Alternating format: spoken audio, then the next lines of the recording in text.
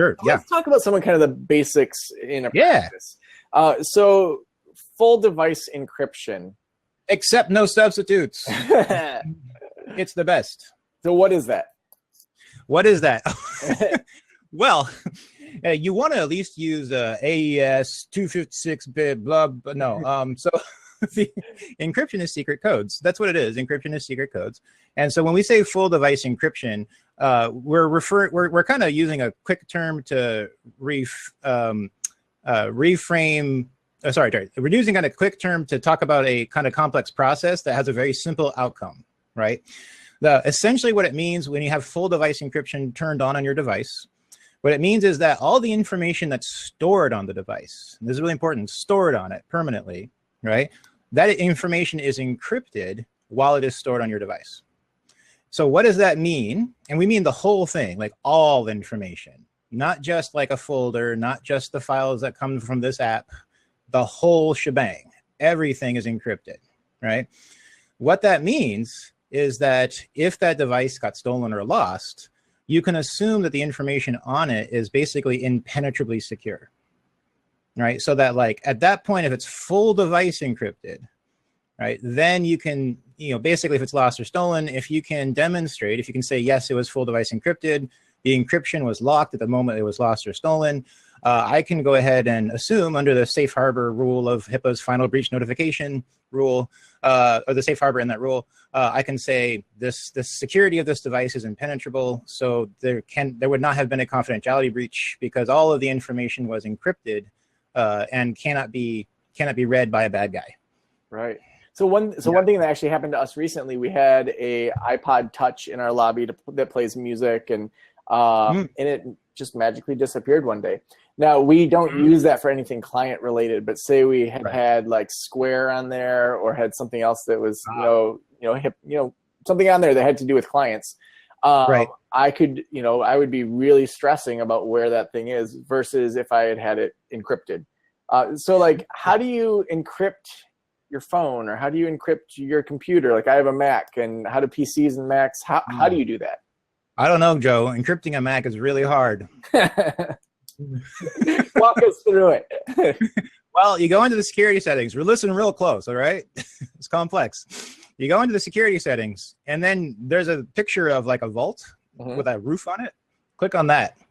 And then there's a tab that says File Vault, because that's the name of the encryption program on Macintoshes. And you go into there and you turn it on.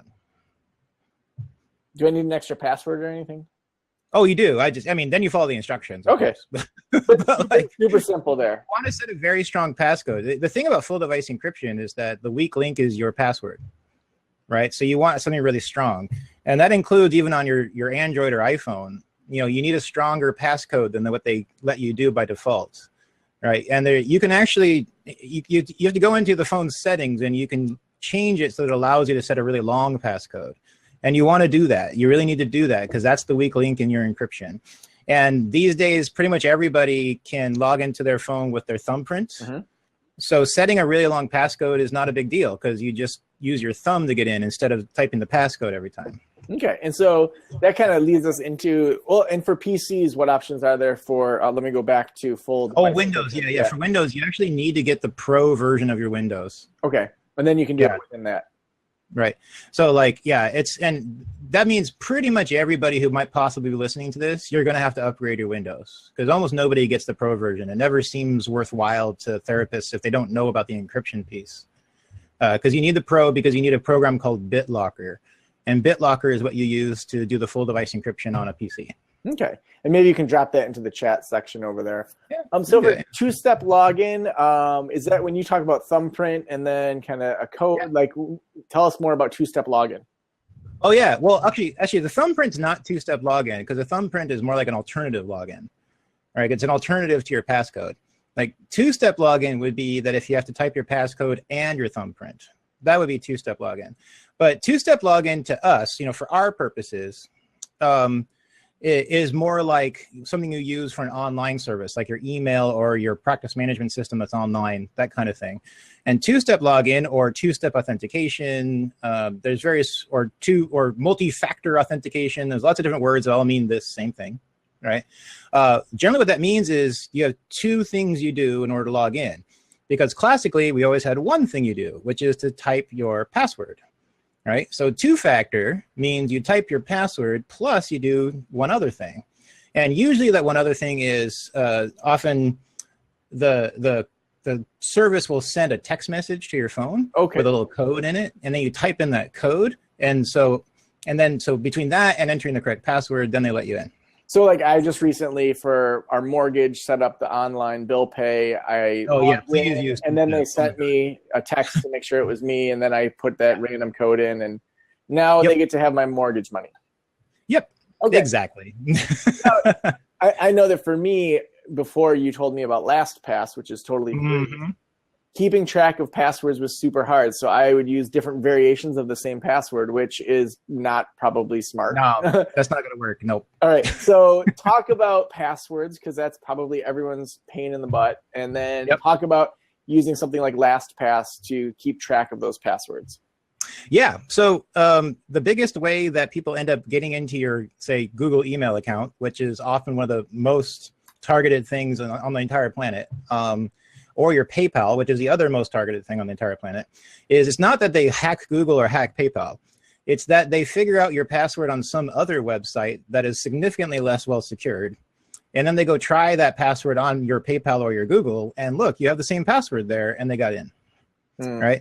Or you're using a variation of the password, and that's not exactly hard for them to guess, right? Because remember, these are hackers with computers. They can try all kinds of things. Instead of password 1, it's password 2. Yes, or password 11. Password 1, 2, Never guessed that. Oh man. Actually, last I looked, like people are no longer using password 1. Now they're using like Dragon 1. Apparently. Oh wow. Yeah, Game of Thrones, I think, affected passwords. Oh man. Anyway, so the password management systems, which are different from Game of Thrones. So the thing is, it's like you need to have a different password everywhere, and like a significantly different password. It needs to be a big, strong password everywhere you have a password, right? And so how is that humanly possible, right? Because you also shouldn't be writing your passwords down and sticking them to your monitor. That's also bad, right?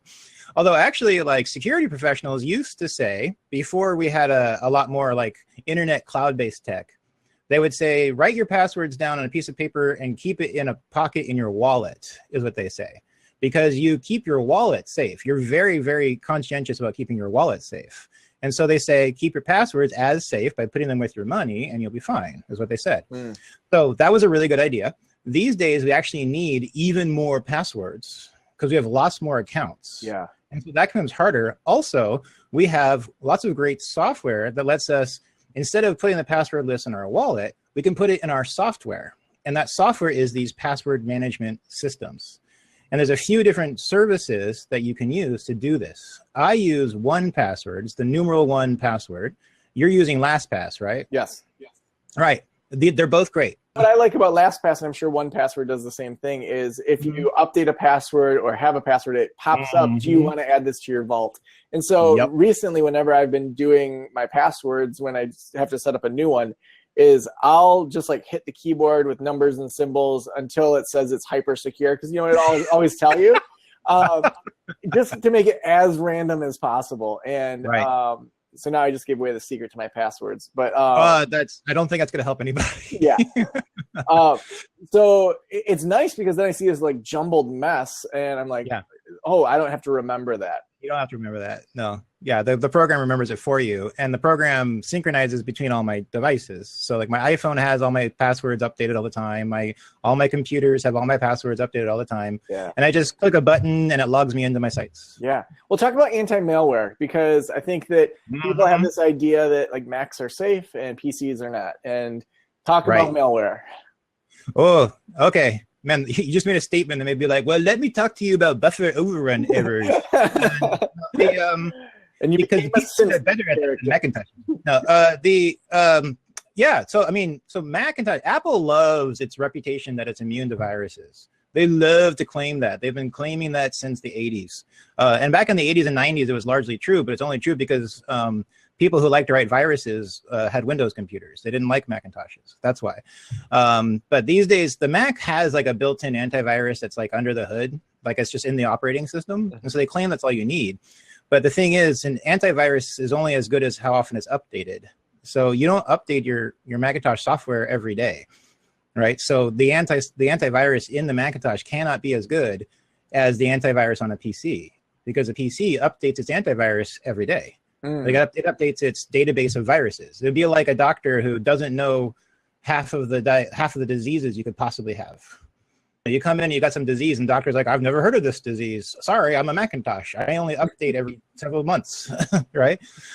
So you actually want to have anti-malware software on your Macintosh. And there aren't a lot of anti-malware software packages that work well with the Macintosh.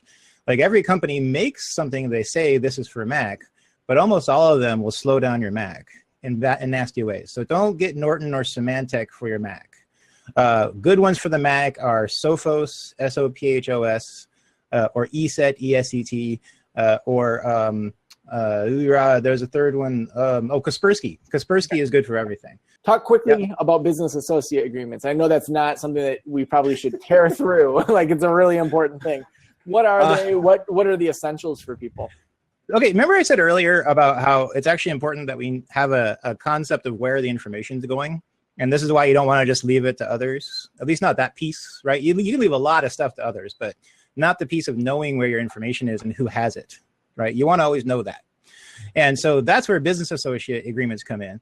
Because when you've got this third party that's not your own workforce, not someone working for you, it's a company offering you a service. And part of their service is that they are holding on to or transferring or doing something with your client information. Right? That means that those people are now essentially like coming into your office and mucking around with your file cabinet all day, right? If you have Google Mail is basically rifling through your file cabinet all day, essentially, because they're handling all your client emails. If you're using an online practice management system, they are holding on to your file cabinet, right? And they process everything that goes in and out of your file cabinet because you're putting your records on their computers. Right? So these are people and companies that are handling your information. I really emphasize it because it's one of those things you don't see, right? So because we don't see it, it doesn't occur to us that when we use an online service, that means we're handing client information to some other company, right? So how do I get a business associate agreement with Google? Like, just call them up? You just call them up and you're like, dude, can I have one? And they're like, dude, yeah. No, well, Google. Okay, so Google actually, the great thing is Google's paid service called G Suite. It's only like $5 a month per user. They actually do business associate agreements because a business associate agreement means that the company is actually aware of what they need to do in order to protect your client's info and protect you to a HIPAA compliant level. And so if they do the agreement, they're promising you, they're agreeing to you in a contract that they will protect your info that way. It's like getting a confidentiality agreement with a third party. So if there's some sort of hack with Google, then I'm not on the hook as much as if I just had a regular Gmail. That's right. They are largely on the hook for that. Yeah. Okay.